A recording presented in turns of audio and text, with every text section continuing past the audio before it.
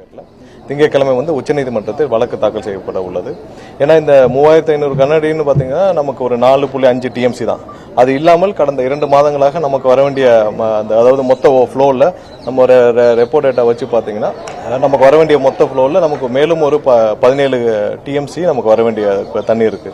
இது அனைத்திற்கும் சேர்த்து திங்கட்கிழமை உச்சநீதிமன்றத்தில் வழக்கு தாக்கல் செய்யப்பட உள்ளது. கண்டிப்பாக அனைவரும் அதற்கான அனைத்து ஆலோசனைகளையும் முடித்துவிட்டு இன்று முதல்வருடைய ஒப்புதலின் பேரில் வருகிற திங்கட்கிழமை இந்த வழக்கு தாக்கல் செய்யப்படும். அதாவது ஒரு விஷயம் எல்லாரும் புரிஞ்சுக்கணும். கர்நாடகாவில் இருக்கிற எல்லா கட்சிகளுக்கும் ஒரே நிலைப்பாடு என்னன்னா தமிழ்நாட்டுக்கு தண்ணி விடக்கூடாது. ஆனால் இங்கே இருக்கிற கட்சிகளுக்கு என்ன பிரச்சனைனா ஏதாவது ஒரு வகையில் தமிழக அரசு எந்த விதத்திலும் தண்ணீரை கொண்டு வரக்கூடாதுன்னு வேலை பார்க்குறாங்க. அதிமுக என்ன சொல்றாங்க, சட்டசபையில் இருந்த வரைக்கும் எல்லாரும் சேர்ந்து அதிமுக இருக்கிற அனைவரும் சேர்ந்து தான் அந்த தீர்மானம் நிறைவேற்றப்பட்டுச்சு. அடுத்த 2 நாட்களுக்கு அப்புறம் திடீர்னு எங்கிருந்து ஞானம் வந்துச்சு, அவர்நாள் தூங்கிட்டு இருந்த அதிமுக 2 நாள் கழிச்சு இல்ல நீங்க இந்த தீர்மானத்தை எடுக்கின்றாங்க. அதுக்கு எதிராக இப்ப போய் அவங்க உயர்நீதிமன்றத்தில் வழக்கு தாக்கல் செய்யறாங்க. ஸோ அவங்களையும் அது இல்லாமல் அந்த தீர்மானத்தை கொண்டு வந்ததே அப்போ எதிர்கட்சி தலைவர் உதயநிதி தான். அவர் பார்த்து படிச்சாரா, அவர் தான் தெரியல, அவருக்கு எதுவுமே தெரியல, யாரோ கொடுத்த படிச்சிருக்காரு. 2 நாள் கடைசி நாள் அந்த தீர்மானம் நிறைவேற்றப்படும் பொழுது அப்புறம் என்ன சொல்றாரு, நாங்கள் கொடுத்தோம், ஆனால் நீங்க வேணும்னா எடுத்துக்கலாம், இல்லைன்னா வச்சுக்கலாம் அப்படிங்கிறாரு. ஸோ ஒவ்வொருத்தரும் ஒவ்வொரு நிலைப்பாடு, அவங்களுடைய மொத்த குறிக்கோளை எந்த வகையிலாவது முதல்வர் அவர்கள் இந்த இதுக்கு சுமூகமான தீர்வு கண்டுவிடுவாரோன்ற ஒரு பயத்தில் தமிழகத்தில் இருக்கிற கட்சிகள் அனைத்தும் பாரதிய ஜனதா கட்சியோடு சேர்ந்து கொண்டு தமிழகத்திற்கு எதிராக செயல்பட்டு வராங்க. இவர்களை வைத்துக்கொண்டு நீங்க எப்படி எதிர்கட்சி நீங்க ஒத்த கருத்துடன் நம்ம ஒரு கூட்டத்தை கூட்ட வேண்டும். நமக்கான தேவை நம்மளுடைய நீரை பெறுவதற்கு, அதுக்கு தேவையான அனைத்து வழிவகைகளையும் முதல்வர் செஞ்சுட்டு வர்றாரு, எல்லா வகையிலும் ஆரம்பிச்சுட்டு வர்றாரு. இவங்க சட்டசபையில் இருக்கிற வரைக்கும் தீர்மானத்திற்கு எல்லாம் படிச்சு எல்லாம் பார்த்து தானே தீர்மானத்தை நிறைவேற்றாங்க. அப்ப திரு எடப்பாடி இருந்தால் எல்லாம் இருந்தாங்க. முடிச்ச பிறகு 2 நாள் கழிச்சு எதிர்த்துட்டு நம்ம அதுக்கப்புறம் 2 நாளுக்கு வந்து சொல்லிட்டு இப்போ 2 நாளுக்கு முன்னாடி திடீர்னு போய் உயர்நீதிமன்ற வழக்கு தொடுத்தால் இவர்களை வச்சுக்கிட்டு எப்படி நீங்க அனைத்து கட்சி கூட்டத்தை கூட்டுவீங்க?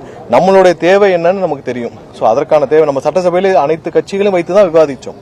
அனைத்து கட்சிகளையும் வைத்து தான் விவாதிச்சு அனைவரும் சேர்ந்து முடிவெடுத்து தான் தீர்மானம் நிறைவேற்றப்பட்டோம். இப்போ அதுக்கு எதிராகவே நீங்க உயர்நீதிமன்றத்தில் ஒரு கட்சி போய் நிற்குது, அதுவும் பாரதிய ஜனதா கட்சியோடு சேர்ந்து நிற்குது. அதுக்கு முதல் நாள் தான் பாஜகவுடைய ஒரு அமைச்சர் நமக்கு அவங்க மேகதாது அணை கட்டுறதுல எந்த இதுவும் கிடையாது, அவங்க கட்டுறதெல்லாம் கட்டலாம்னு சொல்றாரு. அதுக்கு அடுத்த நாளே அதிமுக போகுதுன்னா இவர்களை வைத்துக்கொண்டு எப்படி நீங்க அனைத்து கட்சி கூட்டத்தை போடுவீங்க?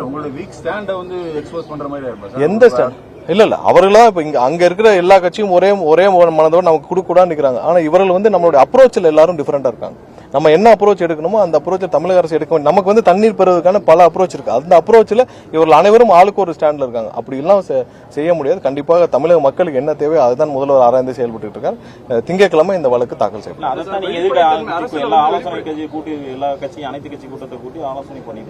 இல்ல நமக்கு தேவை என்னன்னு தெரிஞ்சு போச்சு. இவர்கள் எல்லாம் ஆளுக்கு ஒரு சில பேர் நமக்கு ட்ரிபியூனல் வேணாங்கிறாங்க, வேண்டான்னு சொல்லி தீர்மானம் நிறைவேற்றப்பட்டு நிக்கிறாங்க. இதுல முரண்பட்டு நிக்கிற போது அவர்கள் ஆல்ரெடி அதுக்கு முரண்பட்டு வழக்கு தொடுத்த பிறகு இல்ல நீங்க எப்படி கொண்டு வருவீங்க? நம்ம சட்டசபையில் எல்லா கட்சியும் சேர்ந்து விவாதிச்சு மொத்தமாக தானே ஒருமனதாக தான் நிறைவேற்றப்பட்டது. சோ அதற்கு மேல என்ன இருக்கு? சட்டசபையில் ஒருமனதாக நிறைவேற்றப்பட்ட தீர்மானத்துக்கு மேல திரும்ப என்ன அனைத்து கட்சி கூட்டம்? அங்கேயே நிறைவேற்றப்பட்டது. என்ன இல்ல ஒருமனதாக ஒரே குரலாக இருந்தால் பரவாயில்லை. இவர்களுடைய எண்ணம் எதுவோ இன்னைக்கு தமிழக அரசு முதல்வர் அண்ணன் விஜய் அவர்கள் எந்த வகையிலும் சுமூக தீர்வு கொண்டு வரக்கூடாதுன்ற எண்ணத்துல செயல்படும் இவர்களை வச்சு நீங்கள் அனைத்து கட்சி கூட்டம் கூட்ட முடியாது. அரசுல வெளிப்படைத்தன்மை இல்லைன்றாங்க. அங்க இருக்க முதல்வர் வர்றாருன்னு சொல்றாங்க, ஏற்பாடு பண்ணிருக்கோம், முதல்வர் வராருன்றாங்க. அதுக்கப்புறம் வர வேண்டாம், அதாவது சரியில்லை அப்படின்னு தமிழக முதல்வர் அண்ணன் விஜய் அவர்கள் எல்லா வகையிலான சுமூக தீர்வு காரணங்களுக்கும் உச்சநீதிமன்றத்தின் மூலமாகவும் அனைத்திற்கும் ஆராய்ந்து கொண்டிருந்தார். எல்லா வகையிலும் எந்த வகையிலாவது தமிழக மக்களுக்கு நன்மை வைக்க முடியல, அது எல்லா முயற்சியிலும் கண்டிப்பாக எடுப்பார். இப்போதைக்கு அதுக்கான சூழ்நிலை இல்லை. சோ இப்போதைக்கு அதுக்கான முடிவுகள் இப்போதைக்கு இல்லை, சாத்தியக்கூறுகள் இல்லை. பட் எல்லா விஷயத்தையும் ஆராய்ந்துதான் அவர் 1 மாசம் 2 மாசம் என்னென்ன இதுக்கு முன்னாடி இந்த முதல்வர் என்னென்ன முடிவு எடுத்தார்கள், இதுக்கு முன்னாடி ஒரு 30 வருஷத்துக்கு முன்னாடி என்னென்ன மாதிரியான முடிவுகள் எடுக்கப்பட்டுச்சு, எப்படி இதுக்கு தீர்வு காணப்பட்டுச்சு, அனைத்தையும் ஆராய்ந்துதான் ஒவ்வொரு இடத்துலையும் முடிவெடுத்துட்டு இருக்கிறார். அதன்படிதான் இப்போதைக்கு கர்நாடகா செல்வதற்கான எந்த சாத்தியக்கூறும் இப்போதைக்கு இருப்பதாக தெரியவில்லை. பட் அப்படி ஏதாவது இருக்கும் பட்சத்தில் முதல்வர் முடிவெடுத்து அனௌன்ஸ் இல்ல நம்ம இல்ல கூட்டணி கட்சிகளுடன் கண்டிப்பாக முதல்வர் ஒவ்வொரு கட்சி தலைவருடன் ஆலோசிச்சு ஒவ்வொரு முடிவுகளுக்கும் ஆலோசிச்சு தான் கண்டிப்பா எல்லாத்தையும் பேசிட்டு இருக்கோம். அதையும் தாண்டி தமிழக மக்களுக்கு என்ன தேவைன்னு தெரியும், அதெல்லாம் சேர்த்துதான் முடிவுகள் இருக்கு. திறந்து விட்டுட்டாங்க. இதுக்கப்புறம் போய் நீதிமன்றத்தை நாடுறது இல்ல 3500 கன அடி வந்து 4.5 டிஎம்சி தான். அது இல்லாமல் நீங்க போன கடந்த 3 மாதத்துல நமக்கு வர வேண்டிய தண்ணீர் வந்து 17 டிஎம்சி கிட்ட இருக்கு. ஸோ அதையும் சேர்த்து தான் ஒவ்வொரு வருஷமும் வந்து அவங்க தேவையானப்ப திறந்து விடுறோம், நம்ம உச்சநீதிமன்றம் போறப்ப திறந்து விடுறதும், அப்புறம் அதுக்கப்புறம் நம்ம போகாம இருக்க முடியாது. இது ஒவ்வொரு நாளும் இது தொடர்கதையா இருக்குது. இதுக்கு ஒரு முடிவாக இருக்க வேண்டும். இது தொடர்பா இந்த வழக்கு வந்து கண்டிப்பாக நம்மளுடைய உரிமையை நிலைநாட்டுவதற்கான வழக்காக இருக்கும். இதை தொடர்ந்து நடத்துவோம். கண்டிப்பாக இது வந்து இந்த வழக்கோடு கண்டிப்பாக எப்பப்பெல்லாம் அவங்க தண்ணி திறந்து விடலையோ இது தொடர்ந்து நடக்கும். இதுக்கு ஒரு நிரந்தர தீர்வு வரும் வரை இந்த வழக்கு தொடர்ந்து நடக்கும். தீர்வு எதிர்பார்க்கறீங்க? ஏன்னா இது வந்து வாரியம்ன்றது அமைச்சிருந்தாங்கன்னா நல்லா இருந்திருக்கும். ஆணையம்ன்றனால சரியா அவங்க பரிந்துரை தான் பண்ண முடியும். இல்ல பரிந்துரை தான் பண்ண முடியும். அதை எடுத்து அவங்களால கையாள முடியாது. வெற்றி கழக அரசு வந்து என்ன கேட்க போறீங்க? வாரியம் கேட்க போறீங்களா? என்ன மாதிரி இல்ல வாரியம் நம்ம இப்ப கேட்டு நமக்கான தீர்மானம் நிறைவேற்றப்பட்டிருக்கு. நம்ம உச்சநீதிமன்றத்தில் இப்ப தண்ணி திறக்கிறதுக்கான இதை வந்து கொண்டு வரோம். வாரியத்திற்கு கேட்க போறோம். இவர்கள் அதுக்கும் சரி செவிசாய்க்கவில்லை. நமக்கு தேவையான தண்ணீரை வேண்டுன்றதுல நம்ம கேட்க போறோம். அது இல்லாமல் வாரியத்திற்கு தனி வழக்காக தொடுக்க வேண்டும். அதுவும் விரைவில் ஆலோசித்து முடிவெடுக்கும். எல்லாமே தனித்தனி மேகதாது வாரியம் எல்லாமே தனித்தனியான வழக்கு, தனித்தனி வழக்காக தான் தொடுக்க முடியும். ஸோ அதற்காக தனி வழக்காக தொடுக்கப்படும். தண்ணி கொண்டு வந்துருவாரு.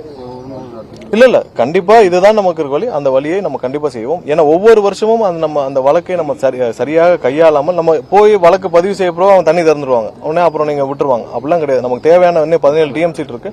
அந்த டிஎம்சி ரெப்போர்ட் அப்படி நமக்கு கடந்த 3 மாதத்துல வந்த மழையில் அதோட ஃப்ளோவில் அவங்களுக்கு 3 அணைகளும் சேர்த்து கடந்த மாதம் வந்து 57 டிஎம்சி இருக்கு. அதெல்லாம் சேர்த்து நமக்கு வர வேண்டிய தண்ணி மொத்தம் இது வரைக்கும் ஒரு 17 டிஎம்சி இருக்கு. அனைத்தையும் அவர்கள் திறந்து விட வேண்டும். ஸோ ஒவ்வொரு நேரமும் அனைத்து கடநிலை மாநிலமான தமிழகம் மற்ற அனைத்து மாநிலங்களுக்கும் என்ன அந்த காவிரி ரெகுலேஷன் கமிட்டி கொடுக்குறாங்களோ அதை திறந்து விடுவதில் அவர்களுக்கு எந்த சிக்கலும் இருக்கு. அப்படி முடியாத பட்சத்தில் நமக்கு ஒரு நிரந்தர தீர்வு வேணும். அதை நோக்கி தான் நம்ம பயணிக்கிறோம். கர்நாடகாவில் தண்ணி திறந்து விடக்கூடாதுன்னு சொல்லி பந்தெல்லாம் அறிவிச்சிருக்கிறாங்க. அங்க அரசியல் அவங்க அங்க இருக்கிற அரசியல் கட்சிகள் இதை வைத்து தான் 100 வருஷமா அரசியல் செஞ்சுட்டு இருக்காங்க. அதை தாண்டி நம்மளுடைய உரிமைகளை நம்ம நிலையாட்ட வேண்டிய கட்டாயத்தில் இருக்கிறோம். அவர்களுடன் சேர்ந்துகிட்டு நம்ம கூட இருக்கிற அரசியல் கட்சிகளும் அவங்களுக்கு ஆதரவாக இங்க செயல்படுறதா நமக்கு வருத்தமான செயல். அதையும் தாண்டி இந்த வழக்கு இந்த திங்கட்கிழமை தாக்கல் செய்வோம். அடுத்தடுத்த லீகல் ஸ்டாண்ட் என்ன பண்ணணும்னு முதல்வர் வந்து வெளியிடுவார். அவங்களுக்கு ஏதாவது நிவாரணங்கள் அந்த மாதிரி அசஸ் பண்ணிட்டு இருக்கீங்க சார்? நம்ம சைடுல இருந்து இல்ல பண்ண முடியல, குறுவை பண்ண முடியலன்னு சொல்லிட்டாங்க. இல்ல அதுக்கான ஆலோசனைகளும் அசஸ்மெண்ட்டும் முதல்வர் அலுவலகத்திலிருந்து செய்யப்பட்டு வருகிறது. அது என்ன செய்யணுமோ கண்டிப்பாக முதல்வர் இல்ல ஆலோசனைகள் நடைபெற்று வருது. எல்லாமே முடிந்த பிறகு அனௌன்ஸ்மெண்ட் வரும். இல்ல 1 மந்த் ரீடிங் வந்து இப்போதைக்கு நம்ம கிட்ட அசஸர் இல்ல. சோ இது இப்ப நாங்க லாஸ்ட் 1 வீக் இன்னைக்கு கொஞ்ச நேரத்துல அந்த டேட்டா வெளியிடப்படும். இது வரைக்கும் 15,000 இன்னை வரோட 15,000 பேருக்கு கனெக்ஷனுக்கு நம்ம இது வரைக்கும் ஃபுல்லாவே ரீஅசஸ்மெண்ட் பண்ணிருக்கோம். அதுல 100 பேருக்கு மட்டும்தான், குறைந்தபட்சம் 100 பேருக்கு மட்டும்தான் மிஸ் மேட்ச் இருக்கு. அந்த மிஸ் மேட்ச் எதுக்குன்னா டோர் க்ளோஸ் ஆயிருக்கு, டோர் லாக் இருந்த இடத்துல அவங்க வந்து ரீடிங்கை அப்ராக்சிமேட்டா போட்டு போயிருக்காங்க. ஸோ அவ்வளவுதான். 15,000 கனெக்ஷன் வேலிடேட் பண்ணதுல நீங்க வந்து நமக்கு 100 பேருக்கு தான் இருக்கு. மீதி அதே மாதிரி 3,70,000 இதெல்லாம் சஸ்பீஷியஸ், அதாவது அதிகமா வந்த மாதிரி 3 மடங்கு 4 மடங்கு இருக்கிறதெல்லாம் எடுத்து மின்சார வாரியம் அவர்களாகவே வந்து இந்த ரீஅசஸ்மெண்ட் தொடக்குறாங்க. ஏன்னா நிறைய சமூக ஊடகங்கள்ல பத்திரிகையில வந்த செய்தியின் அடிப்படையில் வந்தது. எங்கேயுமே கம்ப்ளைண்ட் வரல, அதாவது இவ்வளவு கம்ப்ளைண்ட் வரல. ஸோ இந்த ரீஅசஸ்மெண்ட் முடியும். ஏன்னா இப்போ நேற்று வந்த டேட்டா படி பார்த்தீங்கன்னா ஒரு 0.05 அந்த லெவலுக்கு தான் வந்து மொத்தமான கனெக்ஷன்ஸ்ல 15,000 கனெக்ஷன்ல 100 தான் வந்திருக்கு. ஸோ அது இந்த மிஸ் மேட்ச் வந்து நார்மலா டோர் லாக் இருக்கிற இடத்துங்கள்ல அவங்க போறப்ப வரக்கூடியது தான். ஸோ இது வந்து எனக்கு தெரிஞ்ச வரை பூதாகரமாக எதிர்கட்சி எல்லாம் சொல்ற அளவுக்கான இல்ல, இது நார்மலா தான் இருக்கு. இருந்த ரீடிங் கரெக்டா தான் இருக்கு. உயர்த்தப்படவே இல்லை, எங்கேயுமே உயர்த்தப்படல. எல்லாமே டிஜிட்டலைஸ். நீங்க பாருங்க எங்கேயுமே இல்ல 200 யூனிட் இல்ல 200 யூனிட் ஃப்ரீங்கிறதுல எந்த மாற்றமும் இல்லை. எல்லாமே டிஜிட்டலைஸ்டு.